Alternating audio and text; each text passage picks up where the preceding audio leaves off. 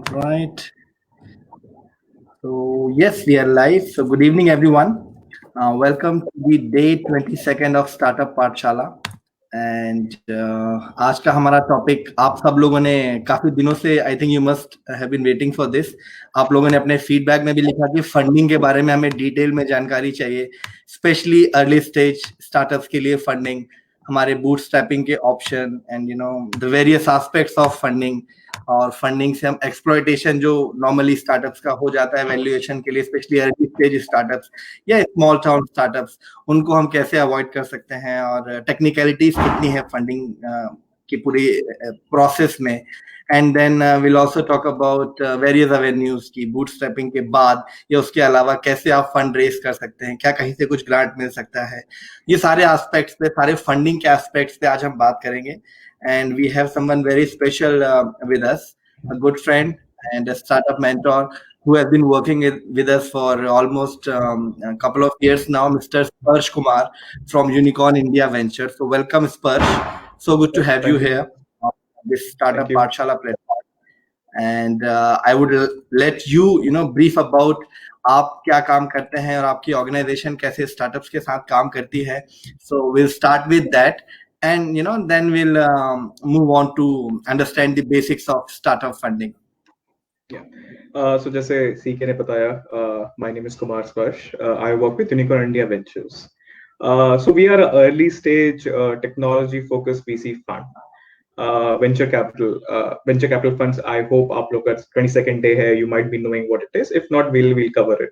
And we invest in seed stage companies, pre-series A companies, series A companies, primarily doing technology-led businesses. We also do a lot of investments in B2B space, where companies are building products for other companies. We are sector agnostic. We do across sectors: healthcare, finance, pharmaceuticals. We have done. We have done deep tech also in hardware, robotics. So a wide gamut. My role in the firm, I am an investment associate there. I generally look at sourcing and valuation and so working the deal flow, and also the other operational aspects of the fund. So yeah, that's about me in brief. Looking forward to interacting with all you guys. So स्पर्श, हम शुरुआत करते हैं आज का session. और सबसे पहले हम लोगों ने अपने स्टार्टअप के एक स्टेजेस के माध्यम से हमारे स्टूडेंट्स को बताया है कि अगर हम एक टिपिकल स्टार्टअप स्टेज की बात करें तो राइट फ्रॉम आइडिएशन, तो अपने अजम्पशंस को वैलिडेट करना है कि हम राइट डायरेक्शन में जा रहे हैं कि नहीं. फिर हम अगर पीओसी पॉसिबल है तो हम पीओसी करते हैं, उसका फिर हम एमवीपी बनाते हैं. And then we build a full fleshed product. और फिर हम आगे जाके ग्रोथ स्टेज में जाते हैं, फिर may be exit if possible. तो हम इसको भी फंडिंग के एस्पेक्ट से समझना चाहेंगे. जैसे आपने अभी वेंचर कैपिटल का एग्जांपल लिया, तो हम अभी इस एस्पेक्ट से समझना चाहेंगे कि फंडिंग के एस्पेक्ट्स में स्टार्टअप फंडिंग के क्या क्या स्टेजेस हो सकते हैं, right from the very first stage to series A, B and C and exit, and then we'll talk about all these stages one by one. Exactly. So what I've been told is that you guys are kind of budding entrepreneurs right now at very early stage, or looking to how you can build a career in this or take a dive into the sea of entrepreneurship. So आप लोगों के लिए जो सबसे most important चीज होता है पहले is to have that idea, right? Have an understanding of what you are going to do. आप कई सेक्टर्स में काम कर सकते हैं. आप बहुत सारे टाइप्स ऑफ बिजनेसेस होते हैं, right. They are high growth businesses जिनको जनरली स्टार्टअप्स कहा जाता है. They are also traditional businesses, जैसे आप सोच लीजिए sugar mill, right. Sugar mill की फैक्ट्री हुई, which is a traditional business. You can have social impact kind of businesses and ventures. उसमें आप अलग सेक्टर्स में काम कर सकते हैं. तो जब आप एक कुछ स्टार्ट करना चाह रहे हैं तो आपको पहले सोचना होगा कि आप क्या करने वाले हैं, और उसमें भी आपको ये सोचना होगा कि जो आप करने वाले हैं उसमें आपकी क्या यूएसपीज हैं. जैसे मान लीजिए अगर आप tomorrow if you want to start developing a vaccine, probably you can't because you don't have those expertise. So once you have identified what your idea is going to be, you have identified that you have the capability, or you have at least have a rudimentary understanding that you have a capability of executing that idea, then you are at the ideation stage. This is what the ideation stage is, right? Now, here, when you have decided that you are going into entrepreneurship, you have to start looking for funding, obviously. Now, this is where this term bootstrapping comes in. डरिए मत, बहुत simple सा होता है. Bootstrapping means nothing but basically raising your own money. आपके पास पैसा है, आप थोड़ा सा 1 लाख 2 लाख कुछ भी जो भी है आपके पास वो आप डालें, start the business, get it going, working on the product. अब बूटस्ट्रैपिंग की ऐसी कोई डेफिनेशन नहीं है इन पर्टिकुलर, बट जैसे मैंने कहा राइट, आप अपना पैसा डाल सकते हैं या फिर कई बार आप फ्रेंड्स और फैमिली से भी आप फंड्स रेज कर सकते हैं. जैसे मान लीजिए if I understand the demographic correctly, you all are in your early 20s or not even reach 20, in some in college, just out of college, right? Understandably, many of you might not have your own personal wealth. Then you have to go and look for friends and families, your well-wishers, people who are willing to give that initial impetus to your venture, your initial funding, so that at least you get going. And this is what bootstrapping is. This is literally what bootstrapping means. Now, what do you do with this bootstrapping? Obviously, bootstrapping is not going to be your entire funding life cycle from the beginning to the end. A lot of stages will come in between, which we'll talk about. But in general, sorry to interrupt, can we हम थोड़ा हिंदी को ज्यादा preference दें? अच्छा, okay, या sure. तो जो आपकी पूरी जो एक लाइफ होगी स्टार्टअप की, उसमें फंडिंग बहुत जगहों से आएगी, बहुत तरीकों से आएगी, बहुत प्रकारों में आएगी, और वो हम उसकी बात करेंगे. बट जो बूटस्ट्रैप जो आप फंड होते हैं, जनरली उसका जो यूज होता है वो होता है आपकी कंपनी को स्टार्ट करना. अगर आपके पास आइडिया है तो उसके लिए प्रोडक्ट बनाना. जैसे मान लीजिए आपको आइडिया है कि कोई एक ऐप बनाना है किसी एक फील्ड में, किसी सेक्टर में, तो उसके लिए आपको कोई डेवलपर चाहिए होगा, आपको कहीं क्लाउड पे होस्ट करना पड़ेगा, उसके कॉस्ट्स होते हैं, राइट? तो बेसिकली बूटस्ट्रैप जो फंडिंग होती है वो इन कॉस्ट्स को एब्जॉर्ब करने के लिए हम रेस करते हैं. एंड हम चाहते ये हैं कि इन जनरल जब तक हमारा बूटस्ट्रैप का पैसा खत्म हो जाए, उसके पहले एटलीस्ट हमारे पास थोड़ा सा एक MVP हो जाए या कुछ दिखाने के लिए हो जाए for the investors that will talk about, जो इन्वेस्टर्स अभी हम जिनके बारे में आगे बात करने वाले हैं. So once bootstrapping is done, what comes? देखिए, इस स्टेज तक आपका शायद एक प्रोडक्ट रेडी हो चुका है या आपका एक प्रूफ ऑफ कॉन्सेप्ट रेडी हो चुका है, जिसको बहुत ही अगर आप हाई-फाई भाषा में बोले तो उसको MVP बोला जाता है. What is MVP? MVP literally stands for minimal viable product. कि ये जो प्रोडक्ट है और ये अपने सर्विस अभी आपने बनाई है, आपके दिमाग में बहुत कुछ होगा कि मेरी कंपनी को शायद ये करना चाहिए, मेरी कंपनी को A करना चाहिए, B करना चाहिए, C करना चाहिए, और वो शायद करेगी भी आगे जाके. बट अभी क्योंकि आपके पास लिमिटेड रिसोर्सेज हैं, आपके पास कैपिटल लिमिटेड है, आपके पास जो लोग हैं वो लिमिटेड हैं, तो आप क्या करते हैं, आप पहले फोकस करते हैं कि ओके, अगर मेरा ये पूरा प्रोडक्ट हो सकता है तो उसमें से मिनिमम मुझे क्या क्या फीचर्स लेने हैं, मिनिमम मैं कितना बना सकता हूं कि it becomes usable. That is the minimum viable stage. Now when you have a MVP, जब आपके पास एक मिनिमम वायबल प्रोडक्ट आ जाता है, तो उसके बाद आप और इन्वेस्टर्स को अप्रोच कर सकते हैं. क्योंकि देखिए, इन जनरल आमूमन इन्वेस्टर्स आइडिया में इन्वेस्ट नहीं करते. इन्वेस्टर्स डिफरेंट स्टेज के इन्वेस्टर्स होते हैं, वो डिफरेंट चीजों में इन्वेस्ट करते हैं, पर इन जनरल कोई भी इन्वेस्टर आइडिया में इन्वेस्ट नहीं करता है. तो इसलिए मैंने कहा था कि जो बूटस्ट्रैप आप जो पैसे लेंगे, आप फ्रेंड्स एंड फैमिली से लेंगे, अपने अपने खुद का कैपिटल आप उसमें यूज करेंगे, इतना ट्राई करें कि एटलीस्ट आपका एक MVP बन जाए, कुछ आपके पास दिखाने के लिए हो इन्वेस्टर्स को कि हाँ, मैंने ये काम किया है और मेरा ये प्रोडक्ट है, ये मेरा आइडिया है और इसको मैं ऐसे एग्जीक्यूट कर रहा हूं. जब आप वहां तक एक मिनट में आपको कुछ लोग यहाँ पे क्वेश्चन भी है, मैं इस पे थोड़ा हाईलाइट करना चाहूंगा. जैसे आपने बोला कि जब अगर आज एक स्टूडेंट है, एक 19 इयर्स का स्टूडेंट है, उसको अपना स्टार्टअप शुरू करना है, is got a very good idea बहुत अच्छा है. जैसे आपने बोला कि आपको इतना फंड सिक्योर करना है कि आपका MVP बन जाए, तो वो एस्टिमेट करने में लोगों को थोड़ा प्रॉब्लम है. जैसे कि वो फंड कहाँ से सिक्योर करेंगे? आज हमारे पास कोई पैसा नहीं है, हम एक स्टूडेंट है, हमारे पास कुछ आइडिया है, शायद 1-2 को-फाउंडर हैं जिनका सेम थॉट है, सेम विजन है, हमें उसको बनाना है. अब हमें उसके लिए कुछ फंडिंग सिक्योर करनी है. फंडिंग जैसे आपने बोला फ्रेंड से लेना है, फैमिली से लेना है, या खुद का कोई सेविंग अगर हो तो वो यूज करना है. तो वो एस्टिमेशन बनाना कि कितना फंड मुझे चाहिए कि मेरा MVP बन जाए, क्योंकि फंड को दोबारा वो नेक्स्ट राउंड के फंडिंग के लिए जा नहीं पाएंगे अगर MVP नहीं बना, या फिर उनको एक फंड सिक्योर करना पड़ेगा. So how to estimate that fund कि मुझे कितना पैसा चाहिए ताकि मेरा MVP बन जाए?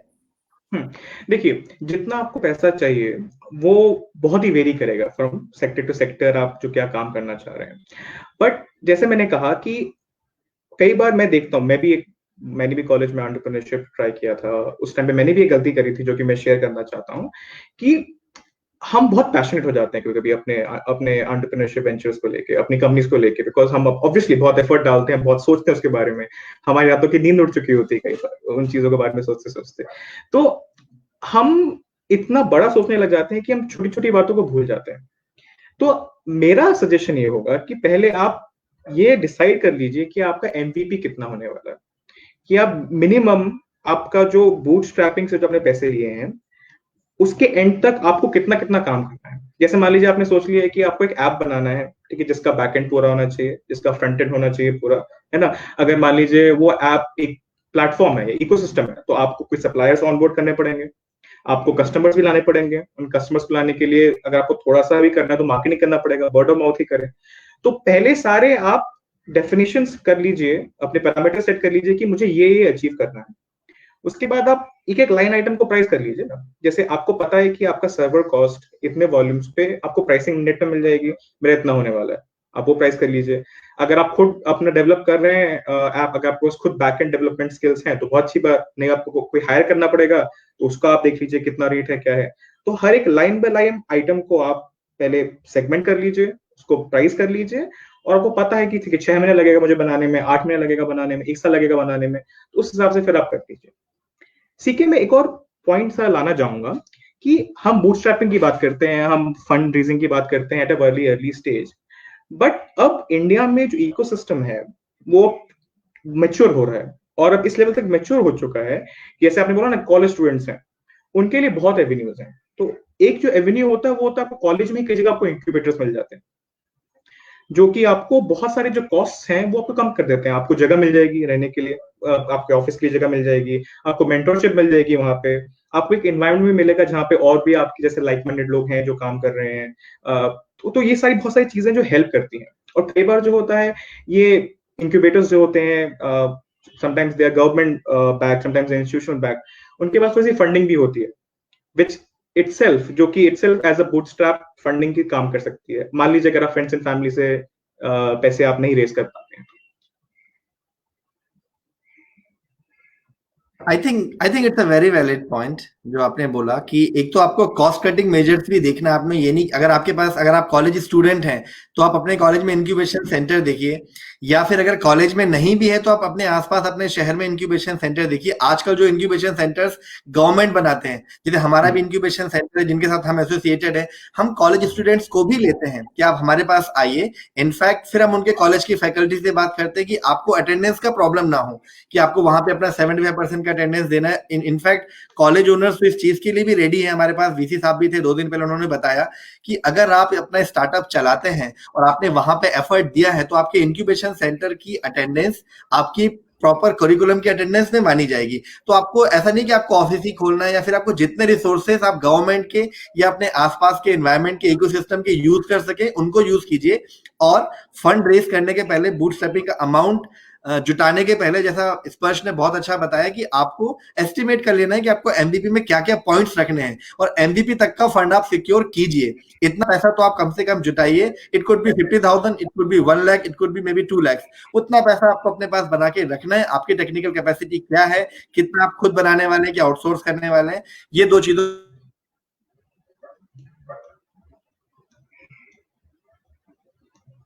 कीजिए ताकि आपका कम पैसे में आपका काम शुरू हो जाए। Yes, Sparsh. So I think we have covered the bootstrapping part quite in detail.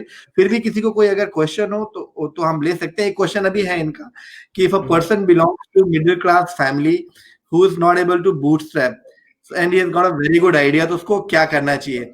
स्पर्श आप इसको आंसर करें, फिर मैं भी इसमें अपना पॉइंट ऐड करूंगा, but I want you to take this question first. तो जैसे एग्जैक्टली जो मैंने इंक्यूबेशन वाला पॉइंट बताया वो एग्जैक्टली उन्हीं लोगों के लिए, राइट। एंड आई अंडरस्टैंड, मुझे समझ में आता है कि मैं भी मिडिल क्लास फैमिली से बिलोंग करता हूँ। जनरली कैपिटल नहीं होता अवेलेबल, स्पेशली अगर आप एक 19 ईयर ओल्ड हैं तो आपको बहुत मुश्किल होगा आप किसी से बोलें कि आप मुझे 2 लाख रुपए दे दीजिए, मुश्किल होता है, इट्स टफ। तो इसमें आप ये भी बात ट्राई कर सकते हैं कि अगर आपका आइडिया सही में अच्छा है, आपके एक अच्छे प्रेजेंटेशन स्किल्स हैं, तो बहुत सारे प्री प्लान कॉम्पिटिशंस अब ऑर्गेनाइज होते हैं इंडिया में, और ये कॉलेज स्टूडेंट्स के लिए जनरली टारगेटेड होते हैं। आप किसी भी टॉप के कॉलेज में देख लीजिए, आईआईटी, आईआईएम्स, अदर एनआईटीज, बहुत सारे कॉलेजेस हैं जो कि कई बार स्टूडेंट रन ही होते हैं ये ऑर्गेनाइजेशंस। इनका होता है बिजनेस प्लान कंपटीशन करके होता है, जनरली फेस्ट के पार्ट होते हैं, और वहां पे जो प्राइज मनी होता है कई बार वो 1 लाख 2 लाख पहुंच जाता है। तो कई बार ये होता है कि बहुत सारे स्टार्टअप्स की जो स्टार्टअप जर्नी होती है वो इन बी प्लान कंपटीशन से स्टार्ट होती है, और आपको वहां पे थोड़ा पैसा मिल जाता है, आपको रिकग्निशन मिल जाता है, आपको फीडबैक मिल जाता है। That is also a very good avenue to explore if you are coming from that kind of background.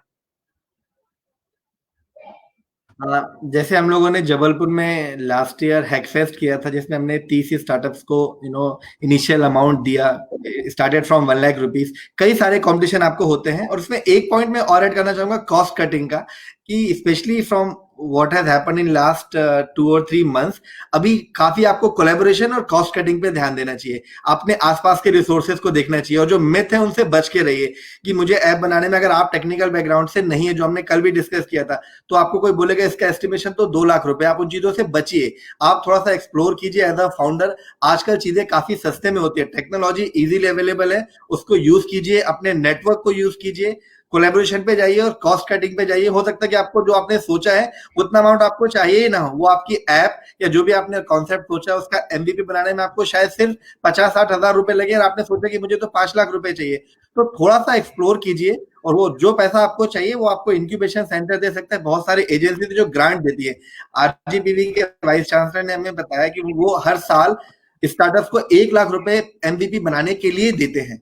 तो आपको अगर आपकी यूनिवर्सिटी आपको 1 लाख रुपए दे रही है, तो I think that is good enough. वो आपको इंक्यूबेशन सेंटर भी दे रहे हैं, रिसोर्सेज भी दे रहे हैं, कंप्यूटर भी दे रहे हैं, आपको टीम वहां बैठ सकता है, प्लस 1 लाख रुपए भी है, which is a decent amount to create an MVP. तो आप अपने आसपास रिसोर्सेज देखिए, शायद वो रिसोर्सेज इनफ हो। आप किसी भी क्लास, किसी भी सेक्टर, किसी भी कहीं से भी आप बिलोंग करें, किसी भी फाइनेंशियल का कोई बैगेज नहीं है, आप कहीं से भी स्टार्ट कर सकते हैं। यूनिवर्सिटीज, कॉलेजेस, इंक्यूबेशन सेंटर और पूरा इकोसिस्टम बहुत इवॉल्व कर चुका है, और आपको फंडिंग का, बूटस्ट्रैपिंग का अभी major challenge I don't think की है।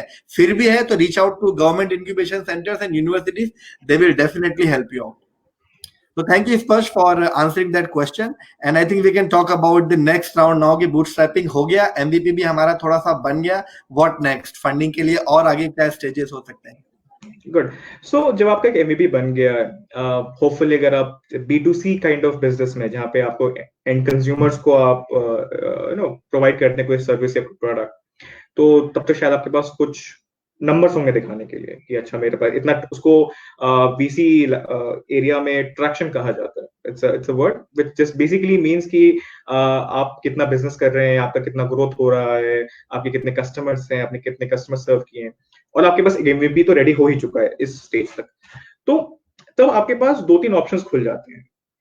पहला ऑप्शन है जो कि सबसे कॉमन है आजकल, वो है कि एंजल इन्वेस्टिंग। सो एंजल इन्वेस्टर्स आते हैं इस स्टेज पे कई बार। अब एंजल इन्वेस्टर्स कौन होते हैं?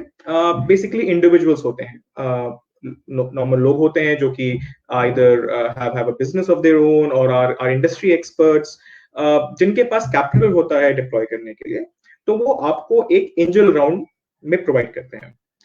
तो इसके साथ साथ दो चीजें थोड़ी सी और है जो देखनी होंगी हमें। एक होता है, आजकल बहुत सारे वीसीज ने जो कि जनरली लेट स्टेज में इन्वेस्ट करते थे, जो हम अभी बाद में बात करेंगे, series A, series B, mid stage में इन्वेस्ट करते थे, उनके अपने अब प्रोग्राम्स बन चुके हैं, सीड स्टेज प्रोग्राम्स बन चुके हैं, जहां पे वो कोहोर्ट्स में लाते हैं स्टार्टअप्स को, उनमें इन्वेस्ट करते हैं, उनको उनको 6 महीने 1 साल तक मेंटर करते हैं और नेक्स्ट स्टेज तक पहुंचाते हैं। तो वो भी एक बहुत सी अपॉर्चुनिटी है। अगर आपका एमवीपी अच्छा है, आपके पास अच्छी आइडिया है, इस टाइम तक आप थोड़ा सा अच्छा टीम बना चुके हैं, अच्छे प्रेजेंटेशन स्किल्स हैं आपके, basically if you have what it takes, then that is also a very good avenue to reach out to. और हमने जो एंजल इन्वेस्टिंग की बात करी, उसमें एक और होता है, एंजल नेटवर्क्स भी होते हैं, जो कि जनरली इस स्टेज में, सीड स्टेज जिसको बोला जाता है आम भाषा में, उस स्टेज में इन्वेस्ट करते हैं। और ये इन्वेस्टमेंट्स कुछ लाख से लेकर कुछ करोड़ तक होते हैं।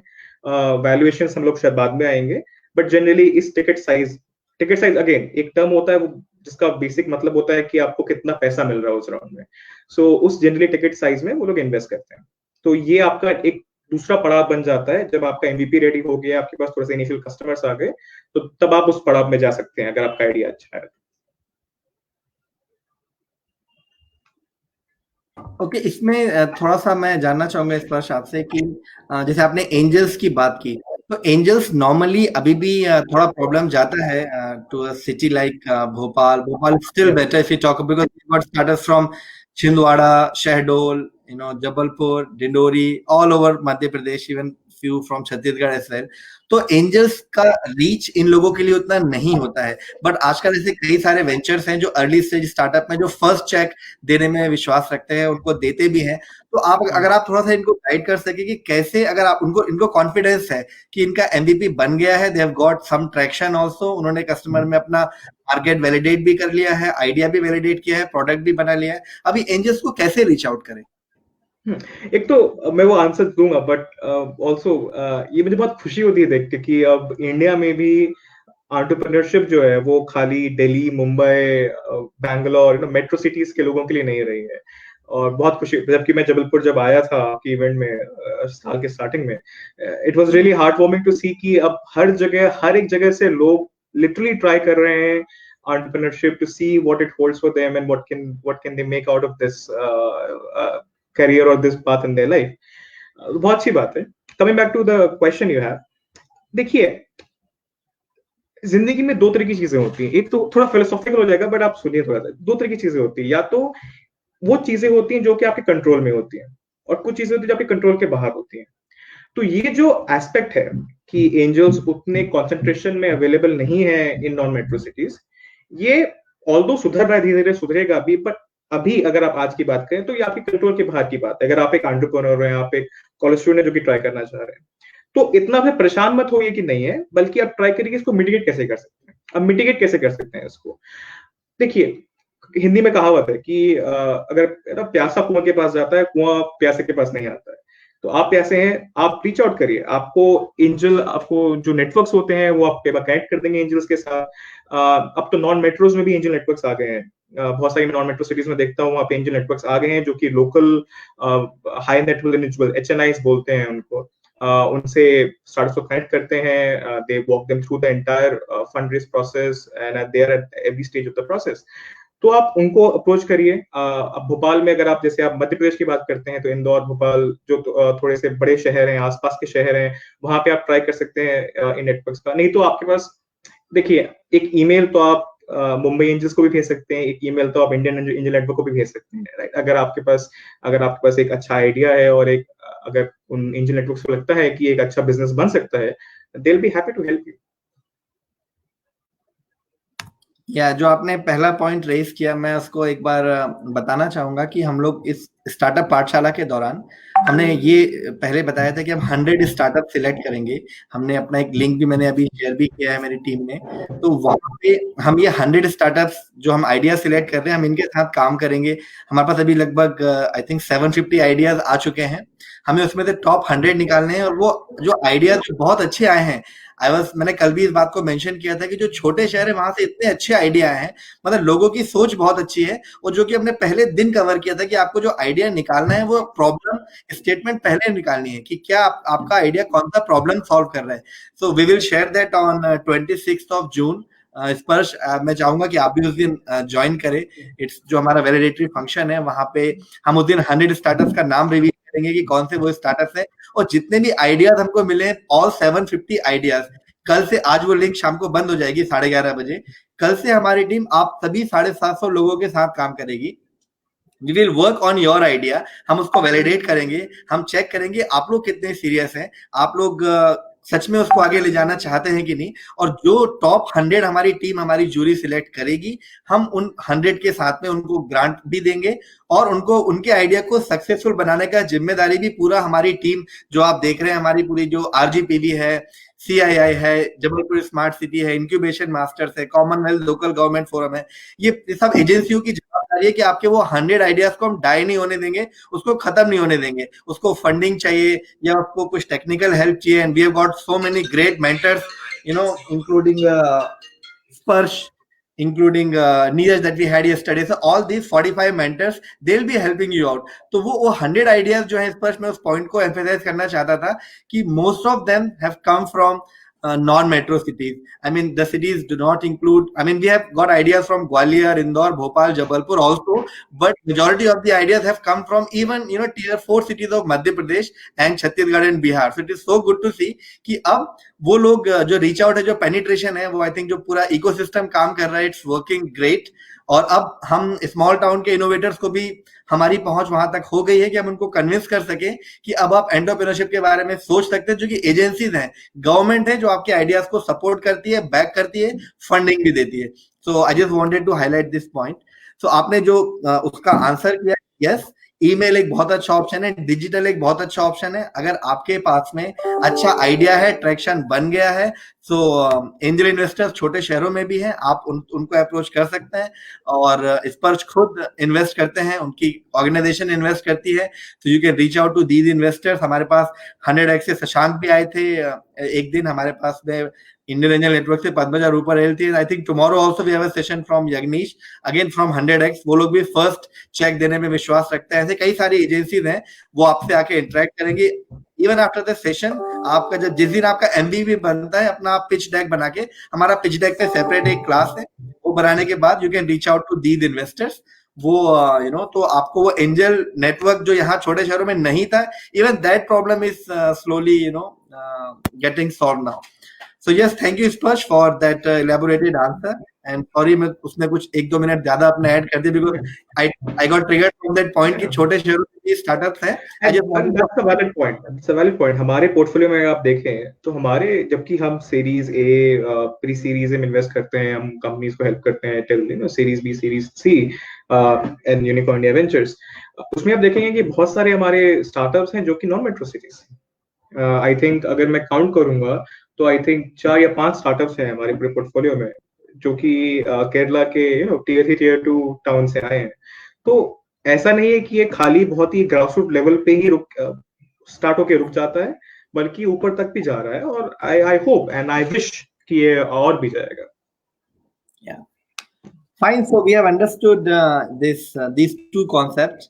एक हमने बूटस्ट्रैपिंग देखा, एक हमने एंजल इन्वेस्टमेंट देखा. What next after this Sparsh? Well, what next after this is basically people like us. So what you call venture capital funds. ये अगेन ये बहुत ही बड़ी कम्युनिटी है. वैसे देखा जाए तो बहुत छोटी कम्युनिटी भी है, पर देखा जाए तो बहुत बड़ी कम्युनिटी भी है, जिसमें बहुत डिफरेंट टाइप के इन्वेस्टर्स होते हैं. कि कुछ सेक्टर फोकस इन्वेस्टर्स होते हैं जो कि किसी एक पर्टिकुलर सेक्टर्स में ही इन्वेस्ट करेंगे. कुछ हमारे जैसे होते हैं सेक्टर एग्नोस्टिक, जो कि सेक्टर्स नहीं देखते हैं बल्कि स्टेज देखते हैं ज्यादा, कि आप किस स्टेज पे हैं. कुछ स्टेज फोकस होते हैं कि हम खाली let's say B, C, D और बियॉन्ड करेंगे, जिनको ना मिड इन्वेस्टर्स कहा जाता है, मिड स्टेज इन्वेस्टर्स कहा जाता है. यूनिकॉर्न इंडिया वेंचर्स की बात करूं तो हम लोग sector agnostic early stage investors है. इसका मतलब क्या है? बहुत भारी वर्ड लगेंगे, पर सिंपल मतलब है सेक्टर एग्नोस्टिक से मैंने बताया कि हम सेक्टर देख के नहीं करते. ऑल्दो हमारे कुछ प्रेफरेंसेस है, हम B2B में ज्यादा इन्वेस्ट करते हैं, जहाँ पे आप किसी डिजिटाइजेशन में आप काम कर रहे हैं किसी प्लेटफॉर्म पे, उसमें काम कर ज्यादा देखते हैं. फाइनेंस, हेल्थ केयर, ये हमारे मेन फोकसेस हैं, बट मोर और लेस सेक्टर एग्नोस्टिक. अब अर्ली स्टेज का मतलब क्या होता है? Basically if you look at our website and if you look at the kind of जो हम इन्वेस्टमेंट्स कर रहे होते हैं, हम भी कई बार फर्स्ट इंस्टीट्यूशनल इन्वेस्टर्स होते हैं. जैसे एंजल इन्वेस्टर्स आए, उन्होंने अपना इंडिविजुअल पैसा डाला, जनरली उनका अपना होता है. सो हम लोग were in many of the cases were the first institutions or the first VC funds to go and invest in these companies, जो कि जनरली सीड स्टेज पे हो सकता है, कई बार प्री सीरीज ए में हो सकता है, कई बार सीरीज ए स्टेज में हो सकता है. तो आपका सवाल का जवाब देने के लिए जनरली इस स्टेज पे वीसी फर्म्स आ जाते हैं. और ये बात भी है कि इस स्टेज पे आप देखें जहां पे थोड़ा सा एंजल इन्वेस्टिंग हो चुका है, इस टाइम तक अगर आपने वो फंड कंज्यूम कर लिया अपना पूरा और आपका कंपनी अच्छा चल रहा है, तो लेट्स से आपके पास ज्यादा कस्टमर्स होंगे. आपका एक टर्म आप कई बार सुनेंगे, प्रोडक्ट मार्केट फिट, PMF बहुत कॉमनली यूज्ड वर्ड है. उसका बेसिक मतलब यही है कि आपने अपने प्रोडक्ट को मार्केट में जाके टेस्ट कर लिया है, और जो मार्केट है, जो कि कंज्यूमर्स है, उनको आपको प्रोडक्ट पसंद आता है, वो आपके प्रोडक्ट यूज करना चाहते हैं, आप वो प्रोडक्ट को कंसिस्टेंटली और सर्विस जो है आप कंसिस्टेंटली प्रोवाइड कर सकते हैं, और उसके आप आगे जो है और भी चीजें हम डिस्कस करेंगे कि टाइम होगा तो वो बिल्ड कर सकते हैं। तो इस स्टेज पे आप कई जगह जो इस कोहॉर्ट्स जो मैं बात कर रहा था पिछले स्टेज में, वो इस स्टेज में भी इन्वेस्ट करता है। जैसे आपने मेंशन किया 100x VC, तो वो कई बार स्टेज में इन्वेस्ट करते हैं, उनका भी कोहॉर्ट सिस्टम है। आप अगर देखें बहुत सारे इंटरनेशनल फंड्स हैं जो कि जनरली लेट स्टेज इन्वेस्टर्स माने जाते हैं, वो अब सीड स्टेज में आके इन्वेस्ट कर रहे हैं, और हम लोग भी जनरली स्टेज में ही इन्वेस्ट करते हैं, seed, pre series, series investors, and there are lot of other domestic investors, they are global investors who do this kind of work. And obviously इस राउंड पे भी आप कई बार आप देखेंगे एंजल नेटवर्क्स भी आ जाते हैं पार्टिसिपेट करने के लिए। एंजल नेटवर्क से कई बार ऑफशूट फंड्स होते हैं, वो इन्वेस्ट करते हैं। तो इस स्टेज पे आने के बाद आपके पास बहुत ऑप्शंस खुल जाते हैं, बहुत ऑप्शंस आपके ओपन हो जाते हैं कि आप कहाँ से फंडिंग रेज कर सकते हैं। और ये जो एटलीस्ट इन माय ओपिनियन ये जो आपका स्पेस है इस स्टेज पे फंडिंग का, वो बहुत ही मेच्योर हो चुका है इंडियन इकोसिस्टम में, और आपके पास एवेन्यूज है अगर आप अच्छे प्लेयर है। ओके, स्पर्श एक इंटरेस्टिंग क्वेश्चन है and I want you to take it. इनका कहना है कि अगर एक स्टार्टअप में पैसा लग जाता है और वो पैसा स्टार्टअप, अगर मैं सही समझ पाया कि पैसा हमने पूरा खत्म कर दिया और अब कोई पैसा हमारे पास बचा नहीं है और फर्दर कोई इन्वेस्टमेंट हमें मिल भी नहीं रहा, तो इन्वेस्टर हम पे क्या एक्शन ले सकता है? और फिर वो मतलब उसके बाद क्या होता है, जो कि इन्वेस्टर का पैसा हमने खत्म कर दिया, हमें और कोई फंड कर नहीं रहा है, तो what next?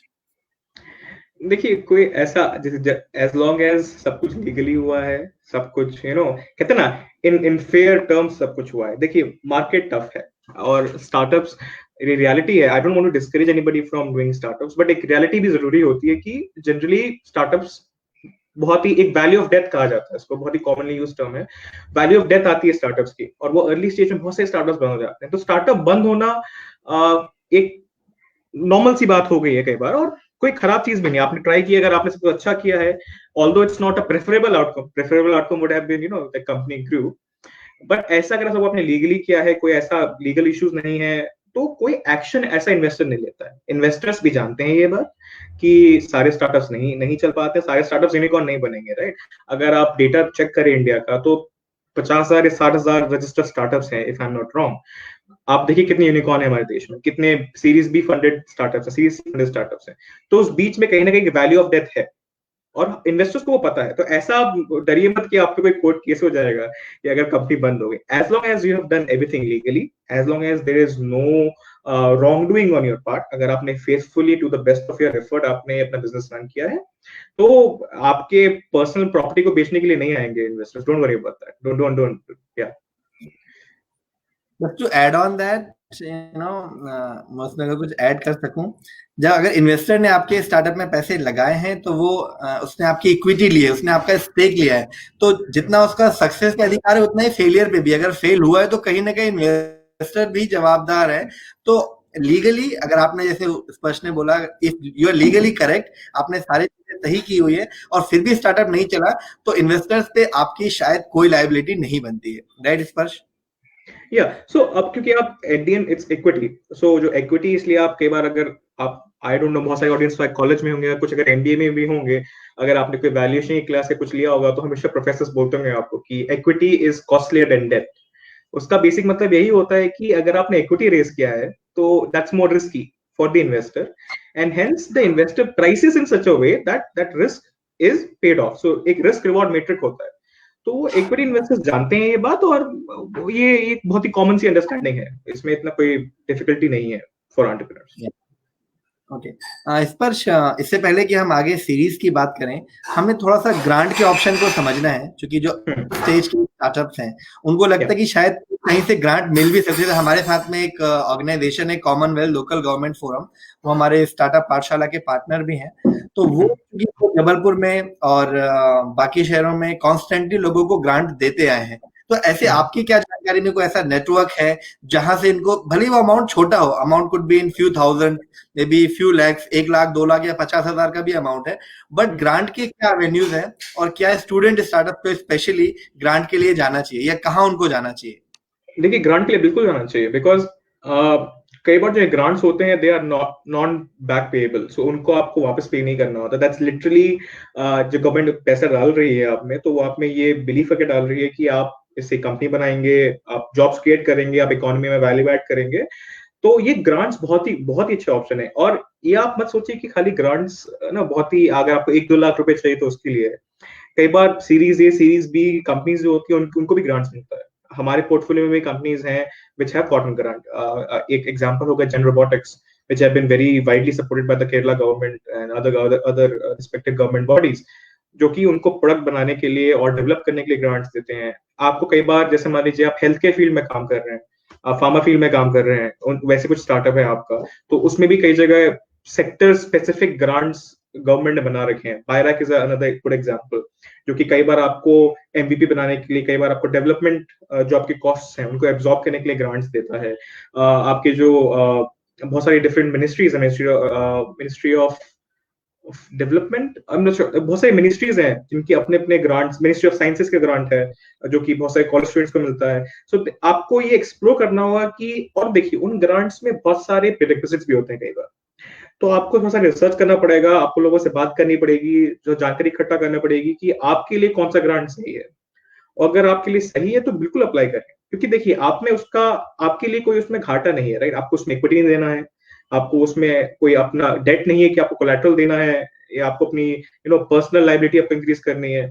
It's literally money that some entity or the government is giving you in good faith that will create something better for the economy or for the wider the society.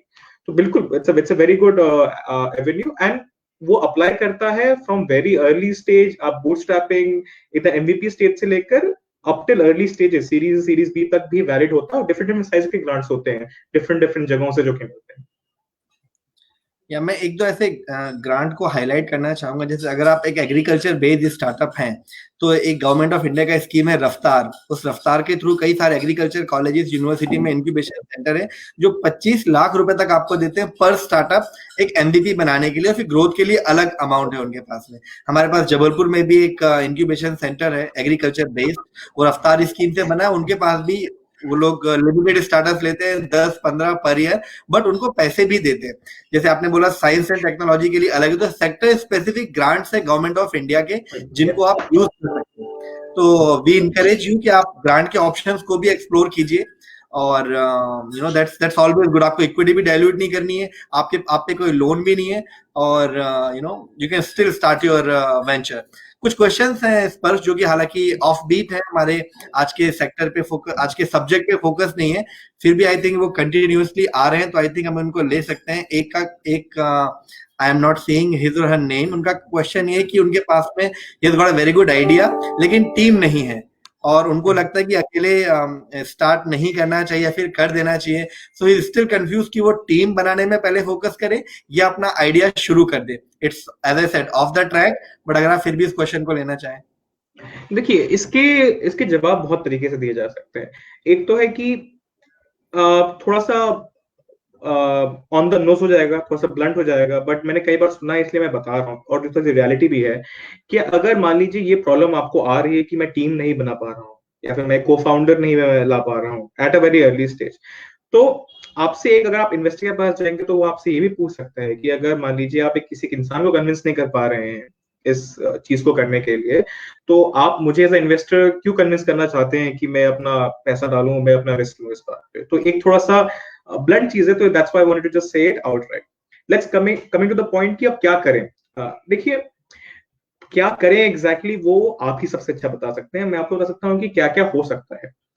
या तो आप अपना product development जो भी है आपका, अगर आप केपेबल हैं तो स्टार्ट कर दीजिए, साइड बाय साइड आप ढूंढते रहिए, अपनी टीम को बिल्ड करते रहिए।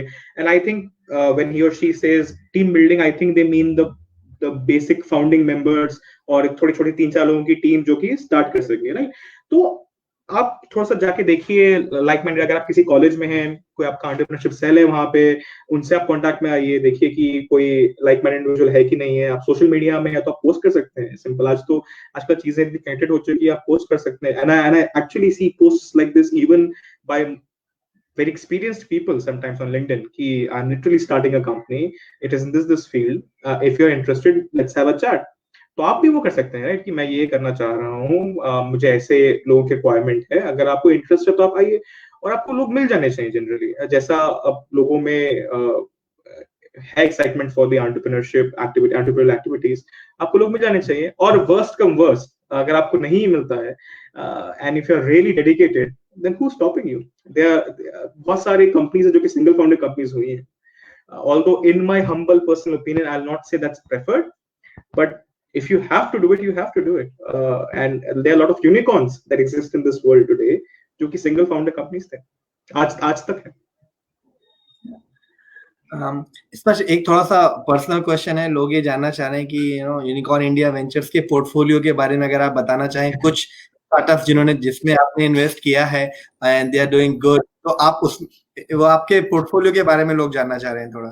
तो जैसे मैंने आपको बताया कि हम लोग बहुत सारे सेक्टर्स में इन्वेस्ट करते हैं. तो अभी हमारे पोर्टफोलियो में अगर आप इंडिया का खाली पोर्टफोलियो देखें तो अमूमन 17 कंपनियां हैं. अगर आप यूके का पोर्टफोलियो और बुला दें तो उसमें 7-8 कंपनियां और हो जाएंगी. तो सब तो अभी मैं कवर नहीं करूंगा, बट मैं कुछ थोड़ा सा पिक एंड चूज करके थोड़ा just to give a flavour of what kind of investments we are doing. तो जैसे एक हमारी कंपनी है ओपन बैंक. अगर आप लोग इंटरेस्टेड हैं तो आप सर्च कर सकते हैं. पूरा new banking, digital banking, new banking movement चल रहा है जो कि डिफरेंट स्टेजेस में है, डिफरेंट इकोनॉमीज में. अगर आप यूके में देखेंगे तो बहुत मैच्योर हो चुका है. इंडिया में अब ये बहुत स्पीड पकड़ रहा है, बहुत सारे लोग इसमें इन्वेस्ट कर रहे हैं.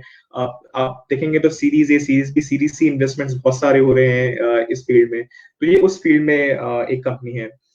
हमने अभी रिसेंटली एक कंपनी में इन्वेस्ट किया है, सास्कैन, जो कि एक ऑन्कोलॉजी स्पेस में है. वो कैंसर डायग्नोस्टिक्स करते हैं for oral cancer and for cervical cancer, early stage for pre cancerous abnormalities in your epithelial tissue. तो वो हमारे एक इन्वेस्टमेंट है. एक हमारा इन्वेस्टमेंट है स्मार्ट कॉइन, जो कि आपको बहुत छोटे टर्म्स के लोन देता है और उन लोगों को भी लोन प्रोवाइड कर पाता है जिन लोगों के पास क्रेडिट हिस्ट्री ना हो. अभी शायद आप लोग कॉलेज में होंगे, आपको समझ में नहीं आ रहा होगा, पर आप जब आप बाहर जाएंगे, आप लोन में अप्लाई करेंगे तो आपके क्रेडिट स्कोर होता है जो कि चेक किया जाता है. और बहुत सारी क्रेडिट एजेंसीज हैं, पर उसमें कई बार दिक्कतें आ जाती है. अगर आपने क्रेडिट ना लिया हो पहले, तो आपका स्कोर ही ना हो, या फिर कुछ दिक्कतें आई in the past which makes you ineligible to get loans. तो ये कंपनी क्या करती है? ये कंपनी यूज करती है AI/ML और आपके बिहेवियरल कैरेक्टरिस्टिक्स को चेक करती है और उससे फिर पता लगाने की कोशिश करती है कि आप कितने ट्रस्टवर्दी हैं, और उससे आप सबको फिर लोन देती है. हमारी कंपनी सिक्योरिटेक, वो साइबर सिक्योरिटी स्पेस में काम करती है. बेसिकली जितने भी आपके स्मॉल एंड मीडियम एंटरप्राइजेस हैं, इवन बिग एंटरप्राइजेस जो हैं, जिनके पास अपने सिक्योरिटी इश्यूज होते हैं, जिनके पास सिक्योरिटी कैपेबिलिटीज की कमी होती है, they come in and they provide those services, those products as well. They have multiple products and they do it in India and US. तो ज्यादा डीप में नहीं जाऊंगा, बट जैसे आप देखना चाहते हैं कि हम लोग बहुत सारी कंपनीज में इन्वेस्ट करते हैं और बहुत डिफरेंट टाइप्स कंपनीज में इन्वेस्ट करते हैं. एंटरप्रेन्योर्स में इन्वेस्ट करते हैं बहुत डिफरेंट टाइप्स के. जैसे मैंने सिक्योरटेक बताया, तो उसमें जो एंटरप्रेन्योर्स हैं बहुत एक्सपीरियंस्ड हैं. अगर आप लोगों ने सुना होगा शायद Symantec, not antivirus, at least when I was growing up was the thing, right? They have come from that kind of background. On the other end of the spectrum, we have also invested in companies like Gen Robotics, जो कि manual scavenging robots बनाती है और भी बहुत सारे robotic systems भी design कर रहे हैं. And when we invested in them, they were straight out of college. So बहुत सारे तरीके के इन्वेस्टमेंट्स होते हैं, बहुत सारे लोगों में इन्वेस्ट करते हैं. और आपको ज्यादा अगर जानना है तो हमारी वेबसाइट है, उसमें सारे डिटेल्स लिस्टेड है डिस्क्रिप्शंस के साथ. I think it's a wonderful portfolio and जैसे आपने मेंशन भी किया कि आप B2B में ज्यादा फोकस करते हैं. उसी से संबंधित एक क्वेश्चन है, ये जानना चाहते हैं कि एज एन इन्वेस्टर्स आपके प्रायोरिटीज क्या होते हैं? जैसे आपने बताया कि आप एटलीस्ट 2 को फाउंडर तो हों, इसके अलावा आप आइडिया पे ज्यादा फोकस करते हैं, टीम पे ज्यादा फोकस करते हैं, ट्रैक्शन पे फोकस करते हैं, स्ट्रेटजी पे फोकस करते हैं. अगर आपको एक प्रायोरिटी वाइज कोई चेकलिस्ट हो, मतलब तो बहुत टिपिकल उसका स्ट्रक्चर नहीं होगा, बट अगर आप बताना चाहें कि क्या किन चीजों को आप प्रायोरिटी देते हैं, प्रेफरेंस देते हैं? देखिए, ऐसी ना एक प्रायोरिटी लिस्ट, जैसा आपने बोला, बिल्कुल सही कहा आपने, नहीं होती है ऐसे कोई लिस्ट बाय लिस्ट नहीं होती है कि this is the maximum priority, this is the least priority. But जो भी आपने मेंशन किया अभी, वो सब what I would call is good to haves.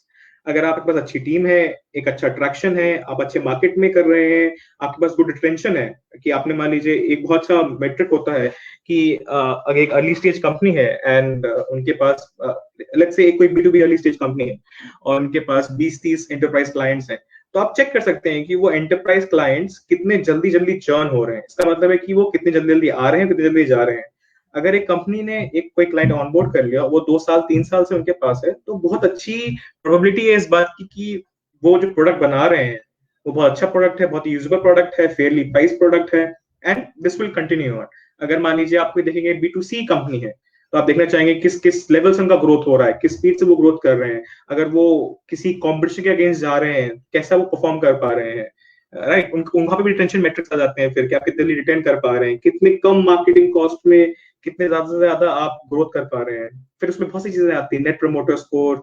सो देखिए बहुत सारी चीजें आ जाती हैं, एंड मैं ये भी नहीं कहूंगा कि ये सारी चीजें कांस्टेंट होती हैं। कुछ आप वीसीज में जाएंगे, बहुत सारे वीसी फंड्स होते हैं, at the end VC funds are also run by people and people have their opinions and their views and their thought processes।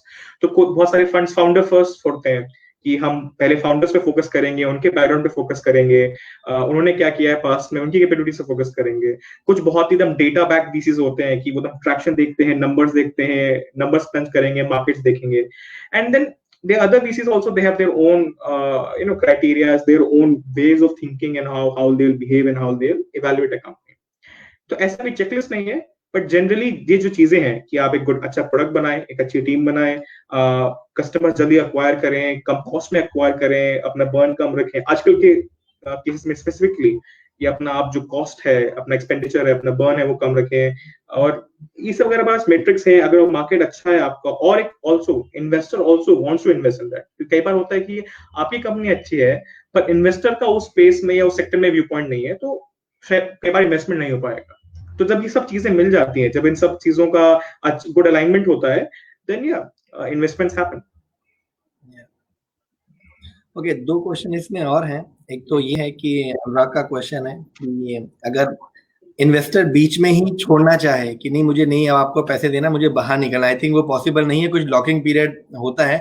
आप उसको एक्सप्लेन करें कि ऐसे इन्वेस्टर ने अगर पैसा लगाया तो कुछ सर्टेन कमिटमेंट दोनों तरफ से होते हैं, वो कमिटमेंट क्या है, वो कमिटमेंट्स क्या है, अगर आप वो एक्सप्लेन कर सके। और दूसरा जो क्वेश्चन है वो ये है कि क्या सिर्फ अगर आइडिया है तो क्या ऐसे भी वेंचर्स हैं, ऐसे भी एंजल्स हैं जो सिर्फ आइडिया को भी फंड कर सके?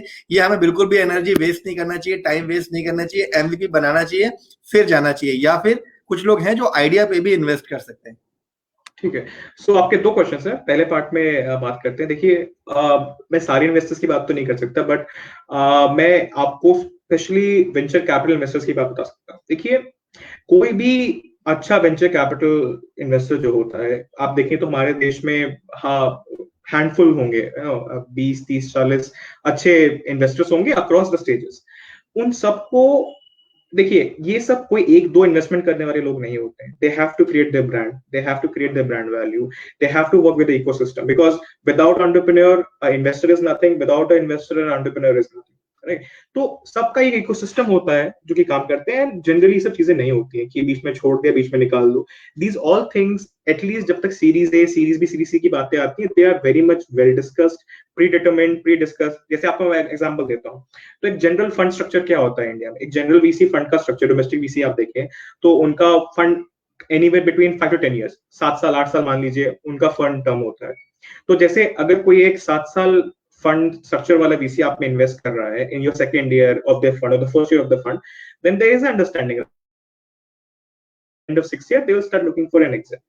It can maybe happen a bit before, a bit later, but वो time frames generally predetermined होते हैं, pre-discussed होते हैं।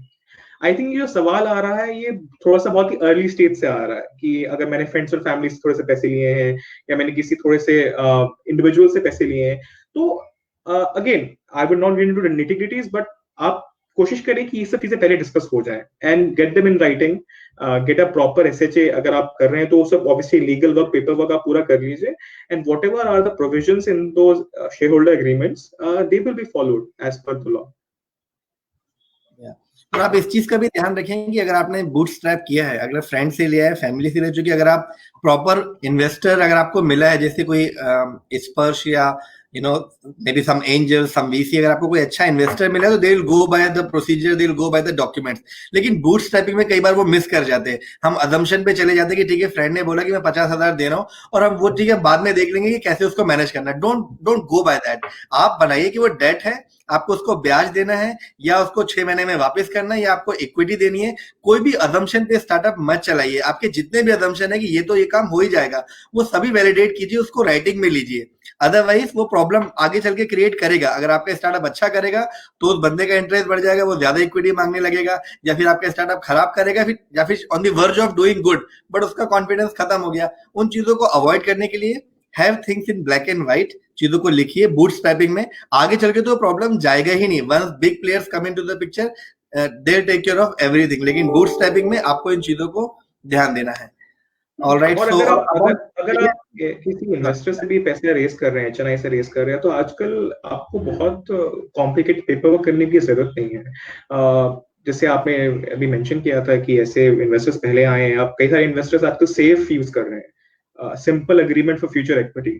तो अगर आप चाहते हैं, जो अभी ऑडियंस है, तो you can look into this, what is this safe agreement, you can get that executed. It's a very simple 2 page document जो कि बस ये सब नोट करता है कि आपने कितना पैसा इन्वेस्ट किया, किन लोगों ने इन्वेस्ट किया है, और उसमें फिर टर्म्स एंड कंडीशंस ये होते हैं कि जब आगे जाके जब फॉलो ऑन राउंड्स होते हैं, जब आगे आगे कैपिटल रेज होता है, तो कैसे क्या इक्विटी में कितना कन्वर्ट होगा, किस वैल्यूएशन में कन्वर्ट होगा। तो ये सब जो दिक्कतें हैं कि कितना इक्विटी देना है, कितना परसेंटेज का क्या करना है, वो बहुत हद तक आप हटा सकते हैं इन बहुत ही सिंपल टूल्स को यूज करके। अबाउट दैट आइडिया थिंग स्पर्श, कि क्या हमें आइडिया पे थोड़ा भी फोकस करना चाहिए? If we think idea is really good और हमको एमवीपी करने में बहुत समय लग सकता है, should we reach out to some investors कि क्या कोई आइडिया में फंड कर सकता है?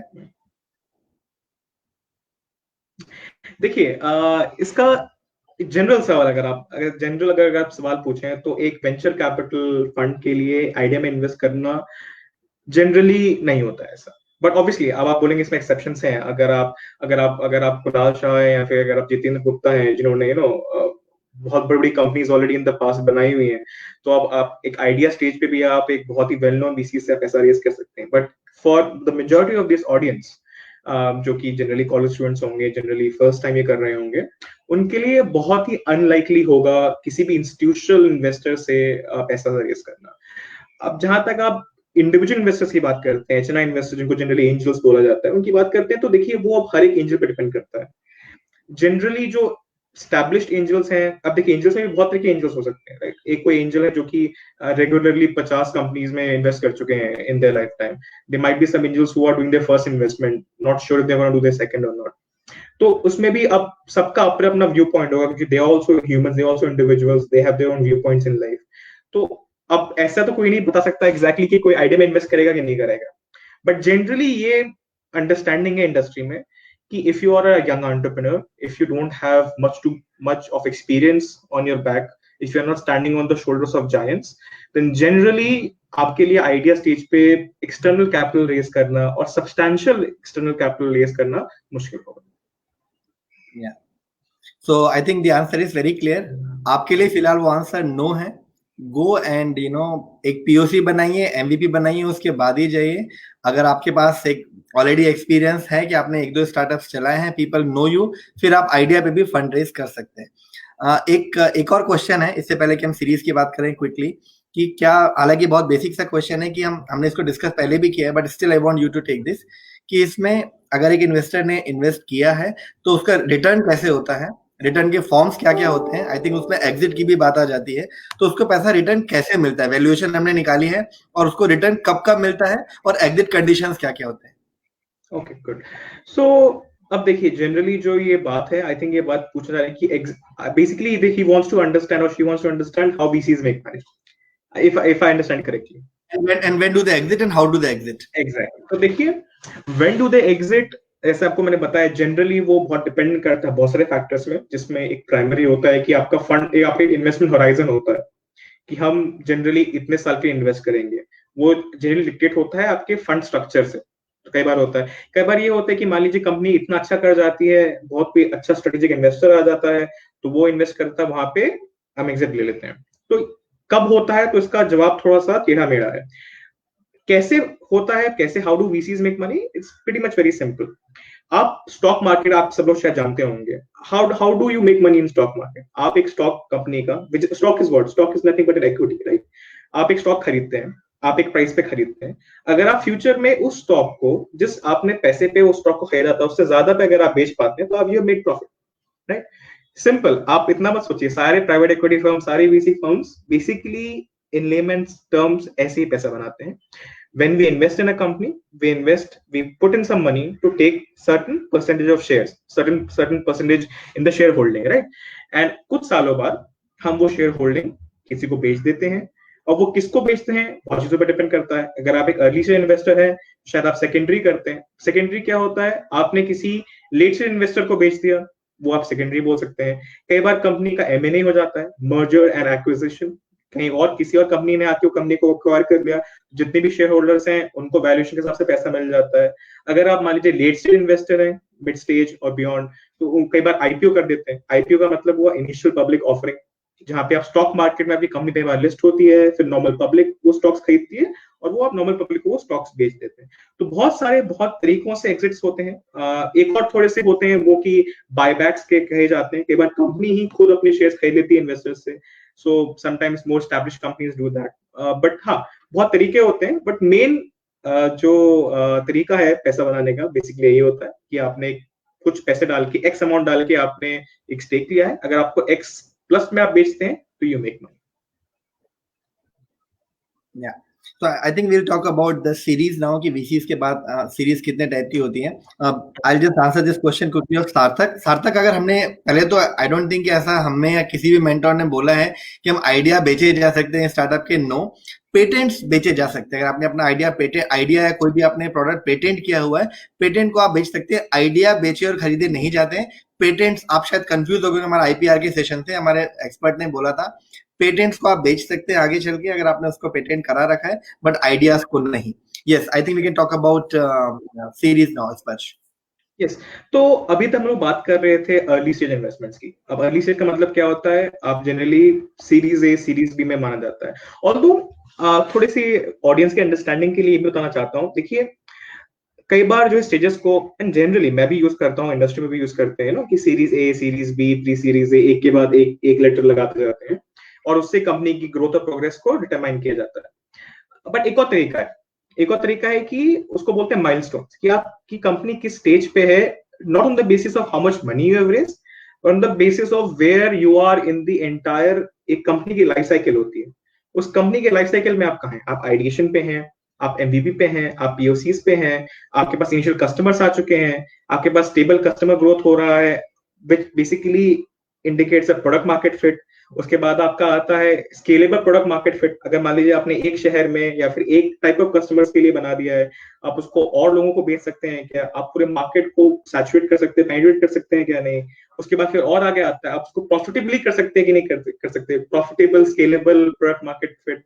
उसके बाद फिर कंपनी धीरे धीरे अपने ग्रेजुअल माइलस्टोन पे पहुंच जाती है, एक बहुत ही एस्टैब्लिश कंपनी बन चुकी होती है। उसके बाद बहुत कुछ होता है। तो दो तरीके हैं कंपनी का स्टेज देखने के लिए, कि कंपनी कैसे बिहेव करती है, कैसे आगे जाती है। जो कि दूसरा जो पॉइंट है वो थोड़ा सा कॉम्प्लेक्स हो जाता है, इसलिए थोड़ा हम पहले ही पे जाके फोकस करते हैं सीरीज के टर्म्स में कि कैसे कैसे इन्वेस्टमेंट्स होते हैं। तो अभी तक जो बात कर रहे थे वो जनरली प्री सीरीज से सीरीज एक तक था। उसके बाद आता है सीरीज बी, सीरीज सी, सीरीज डी। यहाँ पे जनरली दो तरह के इन्वेस्टर्स हो जाते हैं। मेजॉरिटी, ऑब्वियसली बहुत तरह के होते हैं, पर मेजॉरिटी दो तरह के इन्वेस्टर्स होते हैं। First is basically what is called growth investors, mid market VC investors, mid size VC investors, जिनका काम ये होता है कि वो series A, series B, series C kind of investments करें। और वो फिर उनका अलग इन्वेस्टमेंट होराइजन होता है, वो जनरली कंपनीज को IPOs तक ले जाते हैं, या फिर बहुत बड़े बड़े M&As होते हैं वहां पे, या फिर कई बार इस स्टेज तक आते आते आपकी कंपनीज में स्ट्रेटेजिक इन्वेस्टमेंट होने लग जाते हैं। स्ट्रेटेजिक इन्वेस्टमेंट्स का मतलब क्या होता है कि जैसे मान लीजिए आपने एक मीडिया कंपनी स्टार्ट करी है ना, आपने स्टार्टअप किया, आपने उसको बढ़ाया है, तो दुनिया में और भी मीडिया कंपनीज हैं, आपसे बहुत बड़े बड़े मीडिया कंपनीज भी हैं, उनको शायद वो प्रोडक्ट पसंद आ गया है, उनको आपकी सर्विसेज पसंद आ गए हैं, तो आपकी कंपनी वो अक्वायर कर लेंगे, आपकी कंपनी को खरीद लेते हैं। या फिर आपकी कंपनी में जैसे एक इन्वेस्टर इन्वेस्ट करता है फॉर अ माइनॉरिटी शेयर, वो भी इन्वेस्ट कर सकते हैं as a minority share, because they like what you are doing, it aligns with the strategic goals and milestones and their view points. Generally strategic investments होते हैं, mid stage growth investors invest करते हैं, और कई जगह पे depending on आपका sector क्या है, कई बार प्राइवेट इक्विटी इन्वेस्टर्स जिनको बोलते हैं, PE इन्वेस्टर्स, वो भी इन्वेस्टमेंट करने लग जाते हैं इस स्टेज तक आते आते। बट ये बहुत ही आगे की बात है for, I think, for our audience, because just when they read news ये सब टर्म्स आते रहते हैं कि ये स्टार्टअप अगर सीरीज में फंड रेज के, जैसे आपने बताया, इट आल्सो इंडिकेट्स कि वो उन्होंने पहले कितने राउंड की फंडिंग रेज कर चुकी है, तो वो it indicates that also. I think एक दो क्वेश्चंस और है जो हम जल्दी से ले लें, जैसे कि एक स्टार्टअप क्या इन्वेस्टर का बैकग्राउंड चेक कर सकते हैं? I think it is the other way round, investor पैसा लगा है तो वो आपका बैकग्राउंड चेक करेगा, रादर आप उसका करें, बट आप भी कर सकते हैं। कई सारे वेब पोर्टल से, जैसे अगर आप यूनिकॉर्न इंडिया वेंचर्स की बात करें, हर किसी के वेबसाइट में अपना पोर्टफोलियो वो लोग डिस्क्लोज करते हैं। There are many other websites जो बताते हैं कि किसने कहाँ इन्वेस्ट किया है, तो you can do that, that's not a problem. But mostly investors आपका बैकग्राउंड चेक करेंगे, फाउंडर्स कैसे हैं, पहले क्या काम किया है, टेक्निकल एजुकेशनल बैकग्राउंड क्या है। बट आई डोंट थिंक कि इन्वेस्टर्स को वेरीफाई करने की उतनी ज्यादा जरूरत है, specially in the first few rounds, जो हमारा बूटस्ट्रैपिंग या एंजल इन्वेस्टमेंट राउंड की अगर हम बात करें। सो अगर इसमें कुछ आप ऐड करना चाहें Sparsh, meanwhile I will take few more questions. तो वही मतलब basically I will talk about the stage I belong to, the early stage venture capital, mid stage venture capital. तो यहाँ पर generally established firms होती हैं, जैसे आपने mention किया, उनके एक नहीं कई बार 10, 20, 30 and in some established cases hundreds of companies होती हैं, इन्वेस्ट करते हैं. Some of them have been operating for 20 years, 30 years, even before many of the audience members were born. So these companies are not just upstarts. They have not come out of thin air in the last few years. They've existed for a long time. तो जनरली उनका इतना problem नहीं होता background check करने का. And as you said, obviously it's the other way around, जिसको हम डीडी बोलते हैं, ड्यू डिलिजेंस बोलते हैं. और बहुत तरीके की ड्यू डिलिजेंस होती है, legal, financial, commercial, business, just like normal reference checks, आपने पास में किससे क्या काम किया है. तो generally it's the other way around that happens. इसमें कुछ डॉक्यूमेंटेशन का को लेके पे कुछ सवाल है कि टर्म शीट क्या होती है। हालांकि टर्म शीट पे हमारा एक सेशन है, I think it's tomorrow, term sheet पे बात करेंगे। And one of the founder VC of 100x mister Jagnish, he is the CFO. हम कल पूरा इसी पे बात करेंगे कि टर्म शीट या डॉक्यूमेंट्स कैसे बनाने हैं। फिर भी अगर आप उसको डिफाइन करना चाहें इस पर कि टर्म शीट क्या है और कौन से अदर डॉक्यूमेंट्स होते हैं जो इन्वेस्टमेंट करते समय आप लोग भी ध्यान देते हैं और स्टार्टअप्स को भी आप बोलते हैं कि उन डॉक्यूमेंट्स पे आप ध्यान दें। देखिए, टर्म शीट समझना बहुत ही सिंपल है. टर्म शीट का मतलब है it's a sheet which has all the terms. तो बेसिकली जो भी मेन टर्म्स होते हैं, जो आपकी कंपनी के किस वैल्यूएशन पे हो रहा है, क्या हो रहा है. ऐसे एक और चीज होता है, सीरीज ए, सीरीज बी में आप जब जाएंगे, इन्वेस्टमेंट में जाएंगे, स्पेशली जब इंस्टीट्यूशनल इन्वेस्टर्स इन्वेस्ट करते हैं, जब वीसीज इन्वेस्ट करते हैं, तो दे टेक बोर्ड सीट्स. आपके बोर्ड में वो पार्टिसिपेट करते हैं. तो ये सब चीजें लिखी होती हैं. इन्वेस्टर्स के राइट्स क्या होंगे, what are the special conditions, उनका कितना सीनियर होगा, क्या होगा, कितना डाइल्यूशन होगा. ऐसे मान लीजिए, हम टेक्निकलिटीज में भी नहीं जा रहे हैं बिकॉज वो ऑडियंस वैसे नहीं. ऐसे मान लीजिए, शेयर्स बहुत तरीके के हो सकते हैं. प्रेफरेंस शेयर्स हो सकते हैं, कॉमन शेयर्स हो सकते हैं. आप जो इन्वेस्टमेंट रेस कर रहे हैं, कई बार हो सकता है वो कन्वर्टेबल्स में हो, कंपल्सरी कन्वर्टेबल में हो, ऑप्शनल कन्वर्टेबल्स में हो. तो बहुत सारी टेक्निकलिटीज होती हैं. उन टेक्निकलिटीज की समरी बेसिकली को टर्म शीट कहा जाता है, जो कि एक प्रीकर्सर होता है आपके एक फॉर्मल मोर डेफिनेटिव एग्रीमेंट्स, जिसको आप शेयर होल्डर एग्रीमेंट बोलते हैं. Share subscription agreement, share holder agreement, जो कि आपके टर्म शीट से ही डिराइव होता है. उसमें जो टर्म शीट में टर्म्स होते हैं, ऑब्वियसली बीच में चेंजेस हुए हैं, जो डीडी में आया है, चीजें वो आए हैं, वो इंक्लूड करके एक फाइनल डॉक्यूमेंट बनता है, जो कि हम एसएचए बोलते हैं उसको. और वो एसएचए फाइनली साइन होता है, which is a legally binding document. That is the legal foundation on which this partnership, investment और investee के बीच में start होती है. we have a tradition कि हम हमारे जितने भी मेंटोर्स या एक्सपर्ट्स आते हैं, हम उनसे एक वर्ड ऑफ एडवाइस लेते हैं. हमने बाकी सारे मेंटोर से भी लिया, हम आपसे भी लेंगे आपके कंक्लूडिंग रिमार्क्स में कुछ एडवाइस जो आप देना चाहें. उसके पहले मैं आप लोगों को बताना चाहूंगा कि 26 को हमारा ग्रेजुएशन डे है, जिस दिन हम आप सभी को सर्टिफिकेट भी देंगे, 100 स्टार्टअप्स को अनाउंस भी करेंगे. और 25 को बिकॉज हमारे जो यूट्यूब चैनल में सारे वीडियोस हैं, काफी उसको पूरी इंडिया से काफी अच्छा रिस्पांस मिल रहा है. And we'll have mister Suresh Prabhu, the ex-Union Minister of Government of India. He'll be talking to all of you on, I think 25th of June. वो पूरे 1 घंटे आप सभी से आके बात करना चाहेंगे. आपके जो क्वेश्चंस हैं, MSME स्किल्स या गवर्नमेंट का क्या और हेल्प मिल सकता है, so we'll have him in our startup पाठशाला. जैसे स्पर्श आज हमारे साथ है, वैसे उस दिन हमारे साथ सुरेश प्रभु जी भी होंगे. आपके पास जो भी क्वेश्चंस हैं, आप हमारे फेसबुक पेजेस में या फिर यूट्यूब में या फिर हमें ईमेल करके बता सकते हैं. We'll have all those questions for Mr. Suresh Prabhu on 25th of June this month. So that I wanted to tell you that. On 26th को हम हमारा वैलिडेटरी फंक्शन है, हमारा ग्रेजुएशन डे है, जिस दिन आप सबको सर्टिफिकेट देंगे और आगे का हम गाइडलाइन बताएंगे कि कैसे हम बाकी स्टार्टअप्स के साथ आगे का जर्नी अपना जारी रखेंगे. So yes, Sparsh, with that we want a concluding remarks from you and a message for our all our students of Startup Pathshala. देखिए, बिकॉज आप लोग अभी स्टूडेंट्स हैं, मोस्ट ऑफ यू, आप लोग अभी लाइफ में बहुत ही अपने अर्ली स्टेज में हैं. आप जिंदगी के पहले कदम लेंगे और ट्रस्ट मी, आपको लग रहा होगा कि मैं क्या बोल रहा हूँ. बस कुछ साल पहले ही मैं आपके शूज में था, मैं ही आपके स्ट्रगल्स में था. मैं भी ट्राई कर रहा था एंटरप्रेन्योरशिप में, क्या हो सकता नहीं हो सकता है. आपके आगे पूरी लाइफ आपकी है. Your life is ahead of you. So if things don't go out well, if things don't work the way you expect them to work, have the mental capacity, have the mental strength to go through it. जिंदगी में problems आएंगे. Entrepreneurship is not rosy. Entrepreneurship is tough business. It's a serious business, and there will be difficulties. तो आप उनको, आप हंसते अगर खुशी खुशी में ले सकते हैं तो लीजिए, बट ज्यादा परेशान मत होइए. It's just a process of learning. आप अभी पहले कदम ले रहे हैं, अगर लड़खड़ा गए तो कोई दिक्कत नहीं है, और आगे आगे आगे आगे ट्राई करिएगा. बट हाँ, that being said, do give your best. Because अगर आप अपना बेस्ट नहीं देंगे इस फील्ड में, बहुत ही कट थ्रोट है, बहुत ही सारे लोग अपना बेस्ट देते हैं, तो आप भी अपना बेस्ट दीजिए. And if you have it in you, you will make it good. And शायद किसी दिन मैं आपके सीरीज सी सीरीज डी राउंड के बारे में न्यूज़पेपर में पढ़ रहा हूँ. Great. Such a nice conclusion. And thank you so much, Sparsh. Just one last thing, जो टेलीग्राम को लेके आई थिंक रोज हमें कुछ रिक्वेस्ट आते हैं. I am so sorry guys, हम टेलीग्राम का ग्रुप अभी नहीं बना सकते. We have got, as I said in the beginning of the session, हमारे पास 750 से ज्यादा स्टार्टअप आइडिया है. We are expecting 100 more by the late evening today. हमें आप सारे 800 फाउंडर्स के साथ कल से काम करना, हमारी पूरी टीम को. So it will be difficult for us to make a telegram group now and then we'll discuss about that. तो Facebook का ग्रुप है, मैं भी Facebook में नहीं था, but just for this I had to come to Facebook. So please use technology. You can come to Facebook for like 10 more days, फिर आप वापस भी जा सकते हैं. But at this stage, at this juncture, हमारे लिए टेलीग्राम का ग्रुप बनाना पॉसिबल नहीं है. So I'm very sorry about this. आप Facebook का ग्रुप यूज कर सकते हैं.